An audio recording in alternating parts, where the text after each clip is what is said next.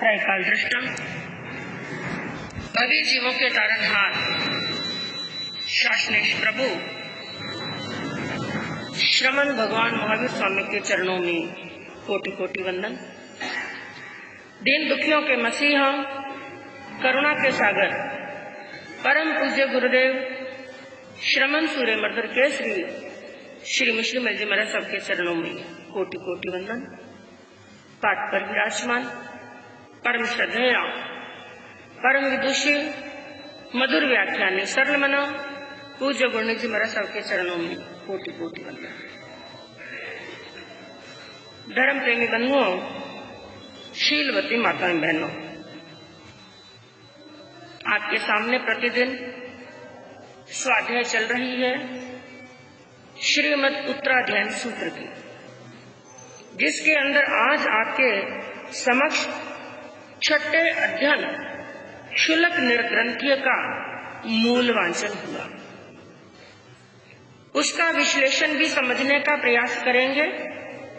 उससे प्रथम जो वर्णन चल रहा है तीर्थंकर प्रभु की वाणी के 35 अतिशय, तीर्थंकर भगवान की वाणी के जो 35 अतिशय होते हैं, 35 विशेषताएं होती हैं, जिनके अंदर कुछ विशेषताओं का, कुछ अतिशयों का कल वर्णन आपने श्रवण किया कि जो भगवान की वाणी होती है संस्कार युक्त होती है, बुलंद आवाज यानी दिव्य ध्वनि होती है, तुच्छता से रहित होती है, मेघ गर्जना के समान होती है, और भगवान जब देशना देते हैं तो प्रतिध्वनि निकलती है, और भगवान की वाणी घृत के समान यानी घी के समान स्निग्ध और शहद के समान मधुर होती है, मीठी होती है। और भगवान की वाणी के अंदर 6 राग और 36 रागणियों की ध्वनि प्रतीत होती है, और भगवान की वाणी सूत्र रूप यानी शब्द थोड़े और अर्थ अधिक होता है, और प्रभु की वाणी परस्पर विरोधी नहीं होती है। और 10वां बताया गया था प्रभु महावीर की, प्रभु तीर्थंकर की वाणी सिलसिलेवार होती है, एक के बाद में एक। और 11वां बताया गया था भगवान की वाणी एकदम स्पष्ट होती है, जिसके अंदर अपने आप ही सभी जितनी भी परिषद है, सबके मन के अंदर जो समस्या, जो जिज्ञासा होती है, जो प्रश्न होते हैं, उनका खुलासा अपने आप हो जाता है। और 12वां अतिशय बताया गया कि प्रभु की वाणी दोष से रहित होती है। क्या होती है? दोष से रहित होती है, यानी प्रभु की वाणी के अंदर किसी प्रकार का भी दोष नहीं।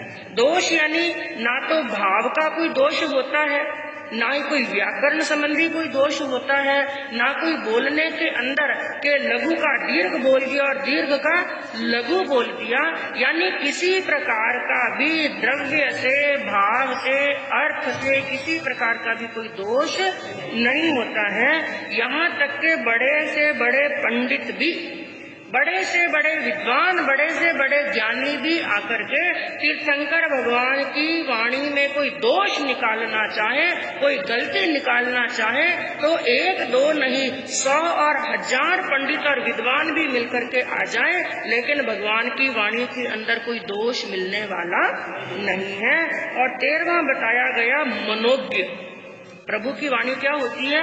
मनोज्ञ, मन को अच्छी लगने वाली, यानी जितना सुनते हैं, जितनी बार सुनते हैं, जितने समय तक सुनते हैं, प्रभु की वाणी के अंदर ऐसी होती मधुरता, ऐसी होती है कि सभी श्रोताओं के मन को बड़ी आनंदित करती है।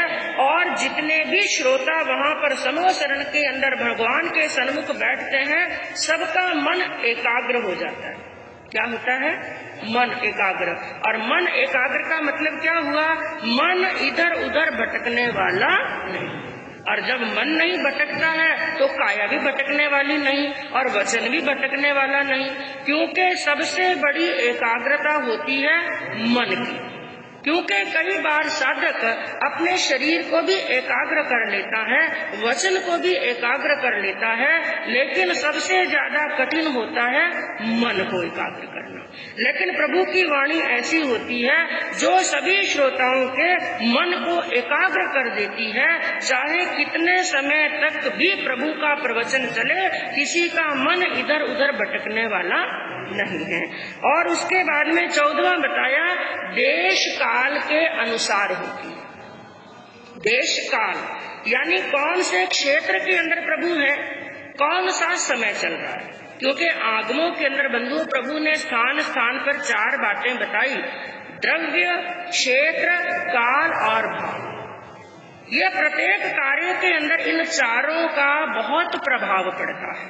तो किस क्षेत्र के अंदर किस प्रकार की परिषद है और किस क्षेत्र के अंदर किस सोच के लोग हैं, तो जैसा देश होता है और जैसा काल, काल यानी समय, समय कौन सा चल रहा है, तो देश और काल के अनुसार भगवान की वाणी के अंदर बड़ी विचक्षणता होती है, बड़ी विशेषता होती है कि प्रभु देश और काल के अनुसार ही अपनी वाणी फरमाते हैं। और 15वां बताया गया, सार्थक और संबद्ध वचन। भगवान के जो वचन होते हैं वो सार्थक होते हैं और संबद्ध वचन होते हैं, और सार्थक और संबद्ध वचनों से ही अर्थ का विस्तार करते हैं। और भगवान की वाणी के अंदर किसी प्रकार का ऐसा नहीं कि व्यर्थ शब्द बोल दिए, निरर्थक शब्द बोल दिए, अनावश्यक शब्द बोल दिए, यानी जिन शब्दों की आवश्यकता नहीं, ऐसे शब्द बोल बोल करके तीर्थंकर भगवान समय को पूरा नहीं करते।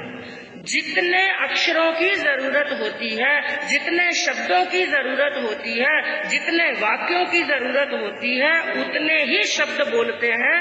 और वो भी शब्द कैसे होते हैं, सार्थक, बिल्कुल निरर्थक शब्दों का प्रयोग करने वाले नहीं हैं। और 16वां बताया, सार वचन।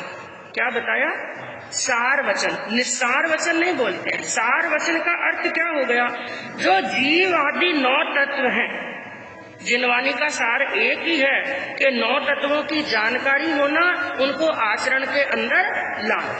जितना भी चारों तरफ से हम जितने भी 32 आगमों का अध्ययन करते हैं, जितने भी आगम हैं, उनके अंदर येन केन प्रकारेण यहाँ पर 9 तत्वों के अंदर बात आई। 9 तत्वों से बाहर और कुछ भी, क्योंकि 9 में भी मूल तत्व कितने बताए गए। 9 तत्वों में भी मूल तत्व कितने हैं, 2 ही हैं, 2 ही हैं। कौन कौन से हैं, जीव तत्व और अजीव। क्योंकि जितनी भी बातें कही गई हैं वो सब क्या है, जीव और अजीव। हम भी हैं, हमारा शरीर भी है, ये किसका संयोग है, जीव का और अजीव का। शरीर हमारा अजीव है और आत्मा क्या है। और जितना भी संसार रचा हुआ है, जितना भी हमें दिखाई देता है, जो हमें दिखाई नहीं दे रहा है, सब इन 2 तत्वों के अंदर ही समा जाता है। जैसे 9 तत्वों के अंदर पुण्य तत्व भी आता है, पाप भी आता है, आश्रय भी आता है, संवर आता है, निर्जरा है, बंध है, मोक्ष है। इनका संबंध किससे है, जीव से और अजीव से।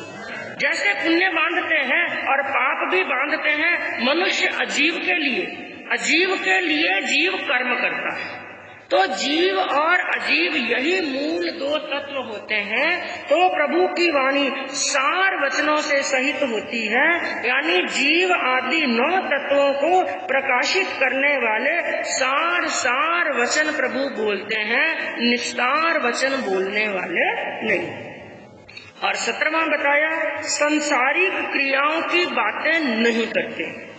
तीर्थंकर प्रभु जब देशना देते हैं तो जो संसारी लोगों की क्रियाएं हैं या सांसारिक क्रियाएं हैं, ऐसी निस्सार बातें नहीं कहते हैं। और यदि कहीं पर कहना आवश्यक हो, प्रभु को जरूरी लगे कि यहाँ पर कहना जरूरी है, तो केवल संक्षेप के अंदर, एक लिमिट के अंदर, एक मर्यादा के अंदर और संक्षिप्तता के अंदर अपनी बात को पूरा करके आगे बढ़ जाते हैं। यानी सांसारिक बातों की ज्यादा चर्चा उनकी देशना के अंदर नहीं होती है। और 18वां वहां पर अतिशय बताया गया, प्रभु की वाणी बड़ी सरल होती है, क्योंकि आपने सुना कि तीर्थंकर प्रभु जो देशना देते हैं वो कौन सी भाषा में देते हैं? अर्धमागधी। अर्धमागधी का अर्थ क्या हुआ? उस समय जो बोलचाल की भाषा है। और प्रभु तो अर्थ रूप में फरमाते हैं, मूल रूप के अंदर गणधर उसे गूंथते हैं। तो जिस समय उस समय अर्धमागधी भाषा ही सभी लोग बोलते थे। जैसे राजस्थानी के अंदर हिंदी बोलो तो हो सकता है कुछ लोगों को समझ में आए, और संस्कृत बोलो और भी कम लोगों को क्या आएगी? समझ में आएगी। लेकिन मारवाड़ी बोलो तो चाहे अनपढ़ है, चाहे पढ़ा लिखा है, चाहे वृद्ध है, चाहे बालक है, चाहे युवा है, सबको वो भाषा समझ में आएगी। तो उस समय की जो भाषा थी वो अर्धमागधी भाषा थी। तो प्रभु ऐसी सरल भाषा के अंदर बैठ मिलके बोलते हैं वहाँ पर, चाहे कोई अनपढ़ सुनता है, चाहे पढ़ा लिखा सुनता है, चाहे बालक सुनता है, चाहे वृद्ध सुनता है, चाहे युवा सुनता है, सबकी जिज्ञासाओं का खुलासा हो जाता है। और प्रभु की वाणी का एक एक शब्द उनके दिल और दिमाग में बैठ जाता है। यानी ऐसी सरल भाषा बोलते हैं। और 19वां बताया गया, प्रभु स्व प्रशंसा और पर निंदा नहीं करते।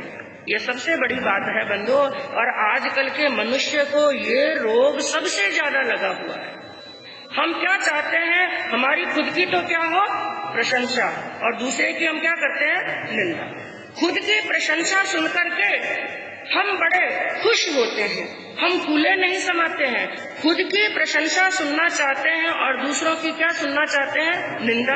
हमारे सामने कोई किसी दूसरे की प्रशंसा करने के लिए बैठ जाए, हमारे सामने कोई दूसरे की प्रशंसा कर रहा है तो हमें कैसा लगेगा?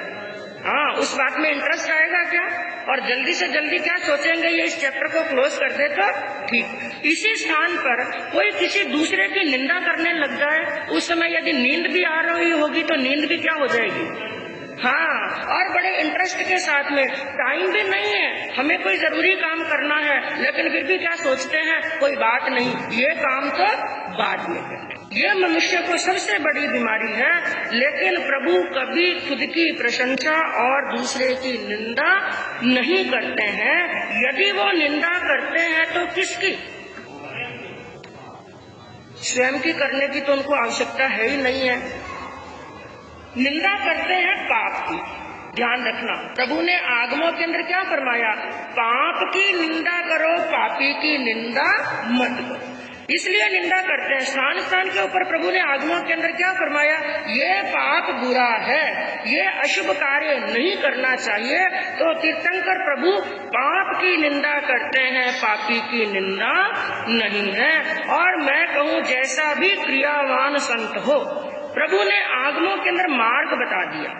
ये सत्य मार्ग है, ये महाव्रत ऐसे हैं, ये समिति ऐसी है, इस प्रकार से महाव्रतों का पालन होना चाहिए, इस प्रकार से समिति गुप्तियों का पालन होना चाहिए। जो ऐसे महाव्रतों का पालन करते हैं, स्मृति गुप्ति का पालन करते हैं, वो आत्मा शीघ्र मोक्ष को प्राप्त कर लेता है। लेकिन आगमों के अंदर प्रभु ने कभी ये नहीं फरमाया कि मेरी क्रिया अच्छी है और उसकी क्रिया बुरी है। और आजकल बंधुओं देखा जाता है हमारे समाज के अंदर ये बीमारी इतनी लग गई, श्रावकों के अंदर भी और संत समाज के अंदर भी। और यदि हम कहें संत समाज के अंदर ज्यादा ये बीमारी लगी है तो कोई अतिशयोक्ति नहीं। सब एक जैसे नहीं होते, क्योंकि आज जो अध्ययन आपके सामने आएगा निर्ग्रंथ यानी संत भी सब एक जैसे नहीं होते हैं, सबकी क्रिया भी एक जैसी नहीं होती है। लेकिन आजकल देखने में क्या आता है, जिनकी क्रिया ऊंची है, कई संप्रदायों के अंदर ये चल रहा है, जिनकी क्रिया बड़ी जोरदार है, मैं कहूँ धन्यवाद के पात्र हैं, साधुवाद के पात्र हैं, बड़ा अहोभाव है उनके प्रति, जो भगवान की बताई हुई क्रिया के अनुसार चलते हैं, कठोर परिश्रमों को सहन करते हैं, बार बार वो साधुवाद के पात्र हैं। लेकिन ऐसे क्रियावान संतों को भी पाठ पर बैठ करके क्या कहते हुए सुना है, बार बार वो श्रावकों को क्या उपदेश देते हैं, साधु कैसे होते हैं? क्या प्रश्न करते हैं? जो क्रियावान संत हैं, ज्यादा क्रिया पालते हैं। कई संप्रदायों के अंदर संत पाठ पर बैठ करके क्या उपदेश देते हैं, साधु कैसे होते हैं। तो श्रावकों से क्या सुनना चाहते हैं, हमारे जैसे। क्या बोलते हैं वो, उनसे पूछते हैं साधु कैसे होते हैं, हमारे जैसे। हम साधु हैं और दूसरे क्या हैं, कुसाधु हैं। मैं कहूं भगवान ने तो ये कहीं फरमाया ही नहीं। इतने बड़े तीर्थंकर थे जिनको केवल ज्ञान था, केवल दर्शन था, जिनके जीवन के 34 अतिशय थे, वाणी के 35 अतिशय थे, जिनसे बढ़कर के क्रियावान, जिनसे बढ़कर के ज्ञानी, जिनसे बढ़कर के ध्यानी ना कभी हुआ है ना कभी होगा। जो 3 लोक को जानने और देखने वाले, उन्होंने कभी नहीं कहा कि साधु मेरे जैसे होते हैं और दूसरे कुसाधु होते हैं। लेकिन आजकल समाज के अंदर देखा जाता है, अच्छी बात है ज्ञान सीख लिया, बढ़िया बात है क्रिया सीख ली, और क्रिया पालने के बाद में भी, बड़े क्रियावान होने के बाद में भी यदि मन के अंदर रह गया राग और द्वेष, पाठ पर बैठ करके यहाँ तक भी बातें कह देते हैं हमारे जैसे होते हैं साधु और वो है कुसाधु। और जो कुसाधुओं को वंदना करेगा, नमस्कार करेगा, उनको गोचरी बहराएगा, वो मरकर कहाँ जाएगा, नरक में। कहते हैं कि नहीं कहते, ये बात सत्य है कि नहीं। लेकिन ये कहना चाहिए क्या। और श्रावकों के अंदर ऐसी भ्रमणा भर देते हैं, ऐसी भ्रमणा भर देते हैं कि वो श्रावक केवल खुद के संप्रदाय के साधु संतों के सिवा जब दूसरे साधु संतों को देखते हैं तो भिड़क जाते हैं, भिड़कते हैं। जैसे एक गली का कुत्ता दूसरी गली में जाता है ना, तो सामने वाली गली का कुत्ता उसको देख करके क्या हो जाता है, भिड़क जाता है। ऐसे कैसे कई श्रावक भी होते हैं जो दूसरी संप्रदाय के, जिनकी क्रिया कम है, मान लो क्रिया कम है, लेकिन बंधुओं याद रखना सबकी क्रिया अपनी अपनी क्रिया ही उसको तिराएगी। मैं कहूँ मान लो हमारे गुरु क्रियावान हैं, क्या उनकी क्रिया हमें तिरा देगी? नहीं, गुरु की क्रिया हमें तिलाने वाली नहीं है। हमें कौन तिराएगा? हमारी खुद की क्रिया कैसी है, हमारी खुद की साधना कैसी है। और प्रभु के 32 आगमों का सार एक ही है, राग कम करो और द्वेष कम करो। और राग कम नहीं हुआ, द्वेष कम नहीं हुआ, मैं कहूँ प्रभु के शिष्य हुए जमाली। और कैसी क्रिया पाली उन्होंने, उनकी क्रिया का वर्णन आता है। जमाली ने ऐसी क्रिया पाली, ऐसी क्रिया पाली और इतनी जोरदार क्रिया पाली कि उस क्रिया के अंदर एक आत्मा नहीं 8 आत्माएं मोक्ष में जा सकती। कितनी क्रिया पाली। केवल क्रिया से कुछ होने वाला नहीं, क्रिया भी जरूरी है, आचरण भी जरूरी है। ऐसी क्रिया पाली के 8 आत्माएं मोक्ष में जा सकती हैं। लेकिन जमाली कहाँ गए? किलबिशी देव में देव बने, लेकिन कैसे देव बने? किलबिशी। और किलबिशी देव किसे कहते हैं? जैसे हमारे मनुष्य लोक के अंदर दिखने में तो सब मनुष्य हैं, लेकिन एक का जन्म महाजन के घर के अंदर हुआ है और एक का जन्म 1.5 भंगी के घर के अंदर हुआ। तो मनुष्य लोक के अंदर 1.5 और भंगी की, मछुआरे की, कसाई की जो स्थिति होती है, वैसी की वैसी स्थिति होती है किलबिशी देव। तो ऐसे इतनी क्रिया पालने वाले भी कहाँ चले गए? किलबिशी देव के अंदर। तो क्या कहा? कभी भी खुद की प्रशंसा और दूसरे की निंदा नहीं करनी। और 20वां बताया गया, प्रभु की वाणी होती है दूध मिश्री से भी मधुर। जो मधुरता दूध और मिश्री में होती है, इससे भी अनंत गुनी मधुरता होती है। और इसका उदाहरण कैसा कि जब एक बार प्रभु देशना देना प्रारंभ करते हैं, कोई भी श्रोतागण धर्मोपदेश को छोड़ करके बीच में उठकर जा ही नहीं सकता। ऐसी देशना होती है, वो अपना भान भूल जाते हैं, ऐसे उस वाणी के अंदर डूब जाते हैं, ऐसे डूब जाते हैं। मैं कहूँ आप लोग 3 घंटे की मूवी देखने के लिए जाते हैं और मूवी के अंदर भी कैसे डूब जाते हैं। 3 घंटे कब निकलते हैं पता ही नहीं चलता, जबकि वो सब तो क्या है, एक कृत्रिम है। हम सब जानते हैं कि वो सच्चाई नहीं है।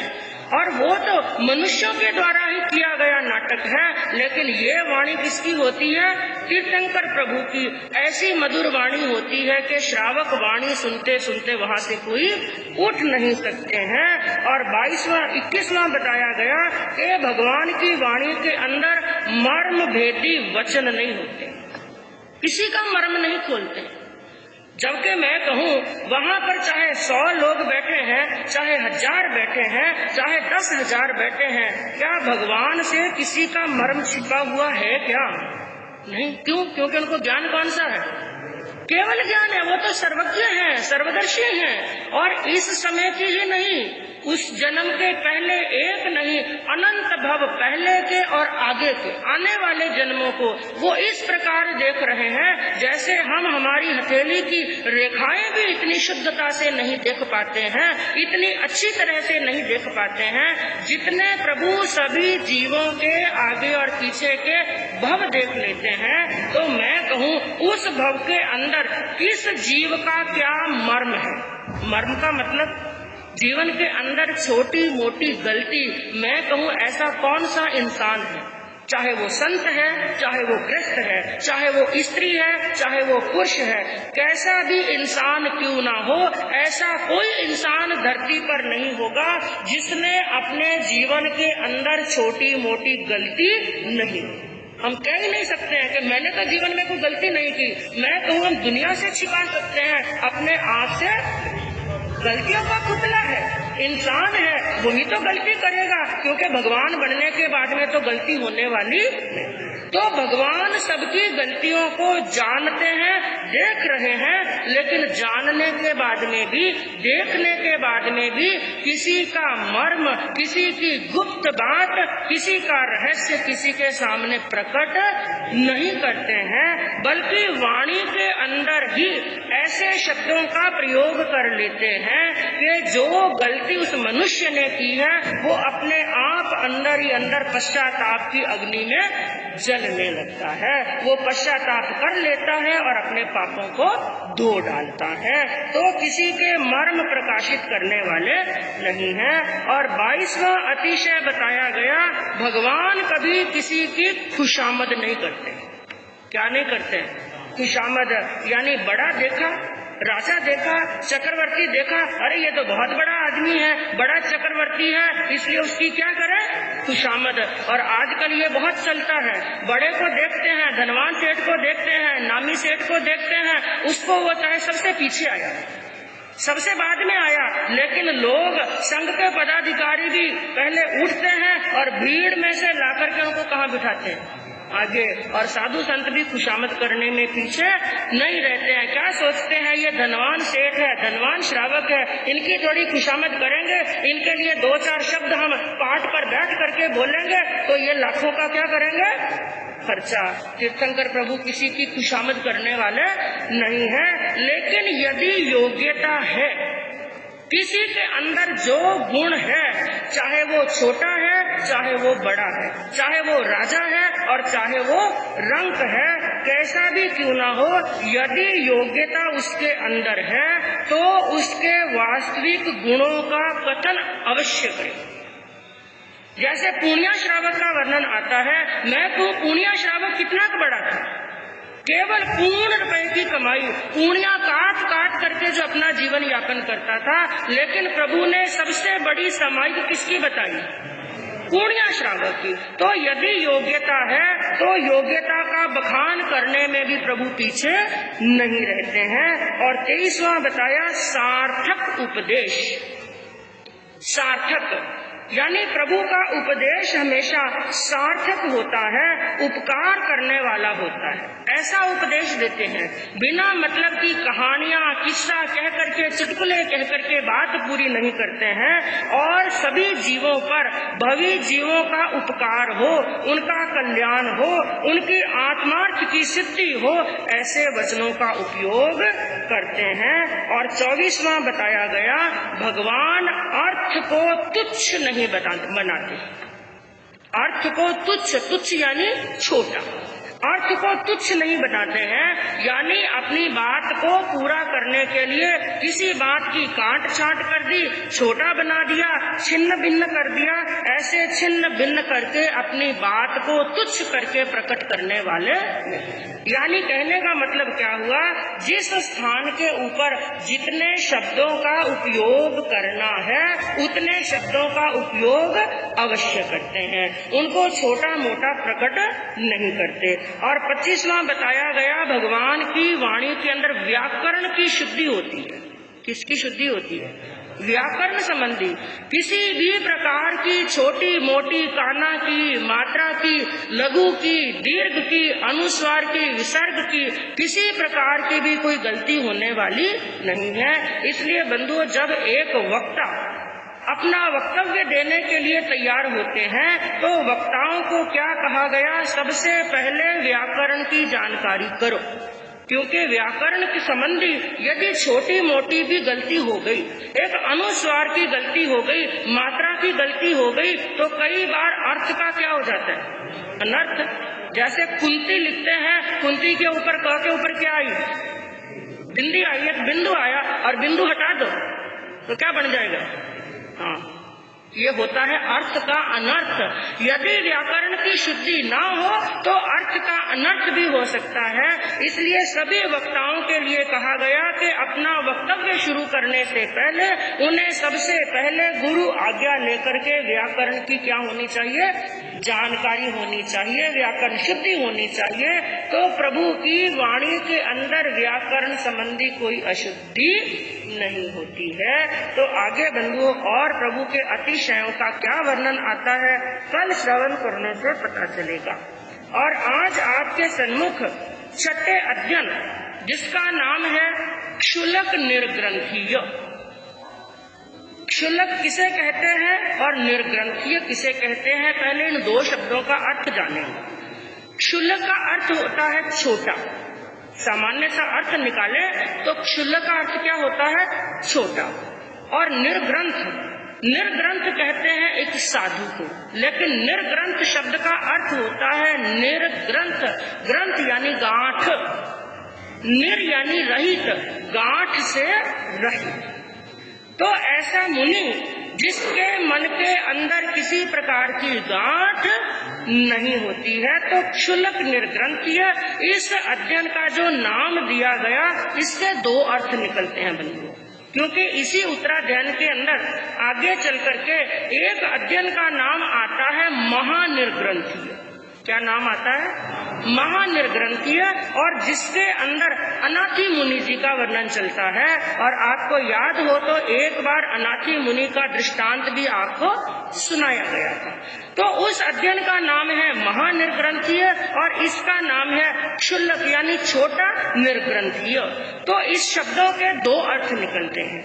तो पहला तो क्या निकाला गया, क्योंकि आपको बताया गया क्षुल्लक का अर्थ छोटा यानी लघु, तो इसका अर्थ एक तो ये निकाला गया लघु शिष्य का आचार, यानी जो छोटा शिष्य है, अभी नई नई जिसने दीक्षा ली है वह भी जिसकी छोटी है, ऐसा जो नव दीक्षित छोटा साधु है, लघु शिष्य है, उसका आचार और विचार कैसा होना चाहिए।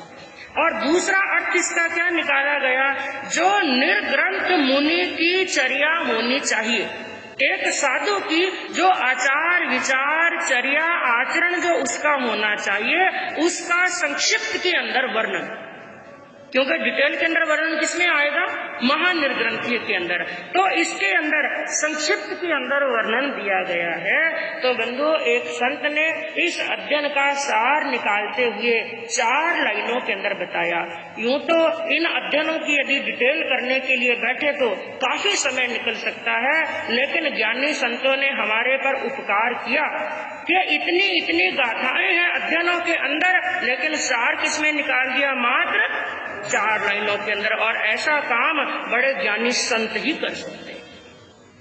उन्होंने 4 लाइनों के अंदर सार निकालते हुए क्या बात कही, बंधनों की कर समीक्षा स्वयं सतपथ खोजना, बंधनों की कर समीक्षा, स्वयं सत्यपथि खोजना, त्राण दे नहीं बंधु बांधव, कर्म फल को भोगना। बंधनों की कर समीक्षा, स्वयं सत्यपथि खोजना, त्राण दे नहीं बंधु बांधव, कर्म फल को भोगना। ग्रंथियों से बच के साधु, ग्रंथियों से बच के साधु, मोह का छेदन करे, विद्याचरण से युक्त होकर, प्राण ना कोई हरे, प्राण ना कोई हरे।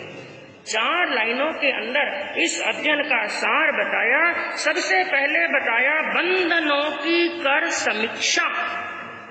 समीक्षा करना, किसकी समीक्षा करना? बंधनों की। एक संत को सबसे पहले समीक्षा करनी चाहिए। और इसके पहले बंधुओं आपको एक क्षुल्लक, जो यहाँ पर बताया गया छोटा, लेकिन एक क्षुल्लक का जो अर्थ होता है, दिगंबर संप्रदाय के अंदर क्षुल्लक शब्द बहुत उपयोग में लिया जाता है। क्योंकि जो दिगंबर संप्रदाय के अंदर दीक्षा होती है, जैसे हमारे स्थानकवासी समाज के अंदर दीक्षा होती है, उसके 2 पड़ाव होते हैं। कोई भी दीक्षा होती है उसके पड़ाव कितने होते हैं? 2। क्या कहते हैं? छोटी दीक्षा और बड़ी दीक्षा। छोटी दीक्षा होने के बाद में कम से कम 7 दिन और ज्यादा से ज्यादा 6 दिन, इतना काल मर्यादा होती है। तो कम से कम 7 दिन के अंदर यदि उसने साधु प्रतिकमन वगैरह सीख लिया है, जो आवश्यक चीजें, जानकारी, 5 समिति, 3 गुप्ती और साधु का प्रतिकमन सीख लिया है, तो 7 दिन के बाद में उनकी बड़ी दीक्षा करवा देते हैं। तो ये 2 पड़ाव ही होते हैं। लेकिन जो दिगंबर संप्रदाय है, दिगंबर संप्रदाय के अंदर दीक्षा के, मुनि दीक्षा के 4 पड़ाव होते हैं। कितने पड़ाव होते हैं?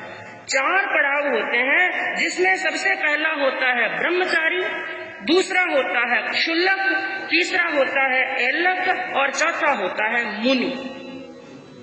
सबसे पहले ब्रह्मचारी दीक्षा होती है। और ब्रह्मचारी दीक्षा के अंदर क्या होता है? वो दीक्षा लेने वाला अपने शरीर के ऊपर 2 वस्त्र धारण करता है, धोती कुर्ता या कुर्ता पजामा। या तो धोती कुर्ता पहनते हैं और या कुर्ता और पैजामा, यानी 2 वस्त्रों को, सफेद वस्त्रों को धारण करके रहते हैं जब तक वो ब्रह्मचारी दीक्षा के अंदर होते हैं। और दूसरी दीक्षा बताई गई क्षुल्लक। जब उनकी ब्रह्मचारी दीक्षा की काल मर्यादा पूर्ण हो जाती है, तो उनको क्षुल्लक दीक्षा दी जाती है। और उस समय वो कुर्ता पजामा या धोती कुर्ता के स्थान पर दुपट्टा और लंगोट धारण करते हैं। जब दूसरी दीक्षा की भी काल मर्यादा पूरी हो जाती है, तो तीसरी दीक्षा लेते हैं, जिसके अंदर बनते हैं एलक। क्या बनते हैं? एलक। और उसके अंदर ऊपर धारण करने वाले दुपट्टे को हटा देते हैं, केवल लंगोट धारण करते हैं। जब उसके अंदर भी लगता है कि ये परिपूर्ण हो गए हैं, परिपक्व हो गए हैं मुनि बनने के लिए, जो मुनि बनने के लिए योग्यता चाहिए वो इस एलक के अंदर आ गई है, तो जिस दिन उनकी बड़ी दीक्षा यानी मुनि बनने की दीक्षा होती है, उस दिन शरीर पर धारण किया हुआ लंगोट भी उतार देते हैं और सभा के अंदर फेंक देते हैं, पूर्ण दिगंबर बन जाते हैं। तो ये क्षुल्लक शब्द दिगंबर संप्रदाय के अंदर बड़ा उपयोग में आता है। तो यहाँ पर बात चल रही थी, जो 4 लाइनों के अंदर सार निकाला, जिसके अंदर कहा बंधनों की कर समीक्षा। बंधनों की समीक्षा करनी है, गहराई से देखना है, अंतर मन से देखना है, अंतर मन से टंटोलना है। बाहर की समीक्षा तो खूब कर ली, लेकिन अब हमें एक साधक को, एक निर्ग्रंथ को, एक मुनि को भीतर की समीक्षा करनी है और बंधनों की समीक्षा करनी है कि मुझे बांध रखा है। किसने बांध रखा है? हाँ, कर्मों ने तो बांध रखा है, लेकिन कर्मों ने बांधा कैसे? उसके लिए भी बंधुओं, क्योंकि जो शब्द आया निर्ग्रंथ, ग्रंथि से रहित होना, गांठ से रहित होना, लेकिन ये ग्रंथियां भी प्रभु ने 2 प्रकार की बताई। मुख्य कितने प्रकार की बताई? 2 प्रकार की। और ध्यान से सुनना इस बात को, ये ग्रंथियां केवल संतों के अंदर ही नहीं होती हैं, गृहस्थी के ये सबके लिए उपदेश दिया। ग्रंथों साधु संतों को तो निर्ग्रंथ को तो केवल इंगित करके कहा है, श्रावकों के लिए भी, क्योंकि वो भी एक साधक है। 2 प्रकार की ग्रंथियां बताई, एक होती है बाह्य ग्रंथियां, एक होती है आभ्यंतर ग्रंथियां। और बाह्य ग्रंथियां होती हैं 9 प्रकार की, और उन ग्रंथियों के अंदर मनुष्य उलझता है, उससे भी बाह्य ग्रंथियों से भी ज्यादा आभ्यंतर ग्रंथियों में उलझ जाता है। और आभ्यंतर ग्रंथियां बताई गई 14 प्रकार की। कितने प्रकार की? 14 प्रकार की। और 14 प्रकार की कौन सी है? 4 कषाय, 4 तो है कषाय, 9 है 9 कषाय, और 1 है मिथ्यात्व। तो प्रभु ने क्या कहा? निर्ग्रंथ, निर्ग्रंथ होना है, गांठ से रहित होना है, ग्रंथि से रहित होना है। और बंधुओं, ये निर्ग्रंथ शब्द, क्योंकि आज तो पंच महाव्रतधार साधु को साधु भी कहते हैं, मुनि भी कहते हैं, एक समय ऐसा था उसको यति भी कहते थे और उसको श्रमण भी कहते हैं। कई पर्यायवाची हैं, यानी जो अपने सम्यक श्रम करता है, कर्म निर्जरा में श्रम करता है, वो तो होता है श्रमण। जो गांठ से रहित होता है वो होता है निर्ग्रंथ। और जो यत्न पूर्वक चलता है, जीवन के अंदर यत्न रखता है, वो होता है यति। और मुनि जो मौन रखता है वो होता है मुनि। और साधु जो अपनी आत्मा को साध लेता है वो होता है साधु। और सबका रिजल्ट एक ही है। तो यहाँ पर बात आई कि निर्ग्रंथ शब्द। और बंधुओं, जब सुधर्मा स्वामी पाठ पर बैठे, पहले आचार्य कौन हुए? सुधर्मा स्वामी। तो सुधर्मा स्वामी से लेकर के लगभग 8 पाठ हुए, यानी 8 आचार्य हुए। और समय कह सकते हैं लगभग 800 से 900 साल भगवान के निर्वाण पहुंचने के बाद में। 800 से 900 वर्षों तक हमारा जो जैन धर्म है, इसको जैन धर्म न कह करके निर्ग्रंथ धर्म कहा जाता था। एक ही शब्द इस्तेमाल होता था, निर्ग्रंथ धर्म। लेकिन धीरे धीरे इसको क्या कहने लगे? जैन धर्म। कई नाम हो गए। तो उस समय निर्ग्रंथ नाम था। तो ग्रंथियों से रहित होना, लेकिन ग्रंथियों से रहित कब होंगे? सबसे पहले बंधनों की समीक्षा करनी है। जब भी कभी सामायिक करने के लिए बैठो, ध्यान करने के लिए बैठो, एकांत में बैठो, जब सोने के लिए बिस्तर पर जाओ तो कम से कम 5 मिनट तक, 10 मिनट तक आंखें बंद करके पूर्ण ध्यान के साथ में बैठो और देखो मैं कहाँ कहाँ पर बंधा हुआ हूँ। तो कहाँ कहाँ पर बंधे हुए हैं? हमारे बंधन का स्थान कोई एक है क्या? कितने बंधन खींचते हैं? और वो बंधन कैसे? कि जैसे मान लो कभी घर छोड़ने की मन में चिंतन आया, बात आई, तो पीछे जो हमें खींच रहा है ना, आपको यूं मालूम नहीं पड़े कि बंधन क्या है। तो जब संयम लेने की भावना आए, उस समय जो चीज आपको पीछे खींच रही है, समझ लेना वही क्या है? बंधन है। तो बंधनों की कर समीक्षा, स्वयं सत्य पथ खोजना। जो सत्य का पथ है उसकी खोज हमें खुद को ही करनी पड़ेगी। और त्राण दे नहीं बंधु बांधव। जिन बंधुओं पर, जिन परिजनों पर, जितने सगे संबंधियों पर धन और वैभव पर तू गुमान करता है, घमंड करता है, लेकिन याद रखना जब अंतिम समय आएगा ये बंधु और बांधव, क्योंकि इंसान को पूछते हैं और श्रावकों को कहते हैं भाई अब आपकी उम्र हो गई, शांति से बैठ जाओ, धर्म ध्यान करो, माला फेरो और साधु संतों के दर्शन करो और अपना जीवन धर्म के अंदर लगाओ। तो श्रावकों का उत्तर क्या होता है? टाइम ही नहीं है। क्या करें बाजी, ऐसे कोई चिंता नहीं है, घर में सब आनंद मंगल है, लेकिन अपने परिवार के बारे में थोड़ा सोचते हैं, उनके लिए करके चले जाते। और मनुष्य क्या सोचता है? मैं आज मर गया तो मेरा परिवार भूखा रह जाएगा। अरे मैं आज मर गया, मेरी इतनी बड़ी दुकान, इतना मैंने धंधा फैला रखा है, इतना बिजनेस व्यापार फैला रखा है, अरे मेरे मरने के बाद में इसको कौन संभालेगा? लेकिन प्रभु क्या कहते हैं? अरे मूढ़, अरे अज्ञानी, अरे मूर्ख, तू इसकी चिंता मत कर, मेरे घर को कौन संभालेगा? मेरी दुकान को कौन संभालेगा, मेरे करोड़ों के कमाए हुए इस धन को कौन संभालेगा, ये तेरी मूर्खता है। अरे उसको संभालने वाले तो एक नहीं सैकड़ों खड़े हो जाएंगे। तू ये चिंता कर, जब मर करके मैं नारकी में चला गया, मेरे आंसू पोंछने वाला कौन होगा। जब मैं दुर्गतियों के अंदर चला जाऊंगा, उस समय मेरा त्राण कौन बनेगा। इसलिए कहा कि त्राण दे नहीं बंधु बांधव, कर्म फल को भोगना। जितने भी बंधु बांधव हैं, कोई रक्षक बनने वाले नहीं, अपने कर्मों के फल को भोगना ही पड़ेगा। और तीसरी बात क्या कही, ग्रंथियों से बच के साधु मोह का छेदन करे। एक साधक को क्या चाहिए, सबसे पहले छेदन करना, ग्रंथियों से बचने के लिए मोह का छेदन करना। क्योंकि जब तक मोह का छेदन नहीं होगा, तब तक ग्रंथियों से बचने वाले नहीं हैं। और चौथी बात कही, विद्याचरण से युक्त होकर प्राण ना कोई हरे। यदि एक साधु विद्याचरण से युक्त हो जाता है, विद्या से युक्त हो जाता है, और विद्या किसे कहते हैं? क्या केवल शास्त्रों को पढ़ लेना, शास्त्रों का ज्ञान प्राप्त कर लेना, व्याकरण को जान लेना और इन विद्याओं को जान लेना ही विद्या है?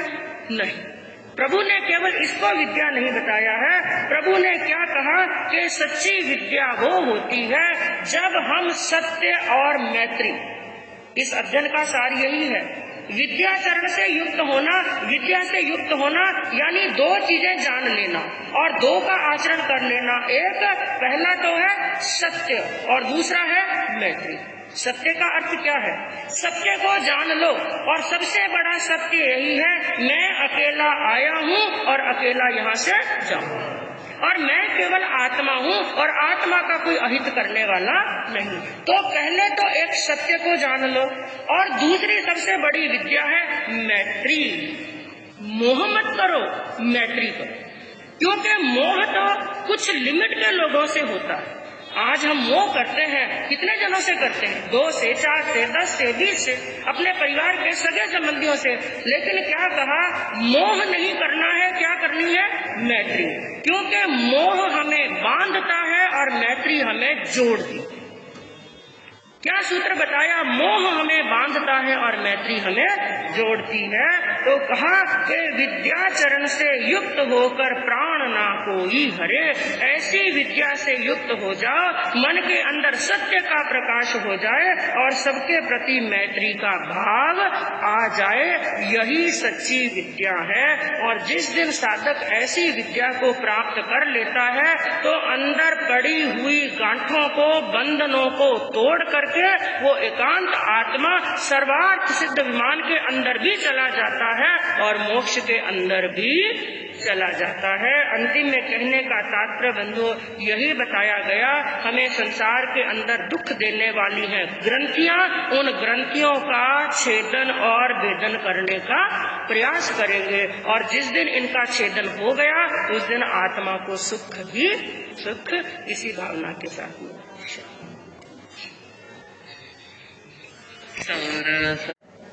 त्रैकाल दृष्टम, भवी जीवों के तारणहार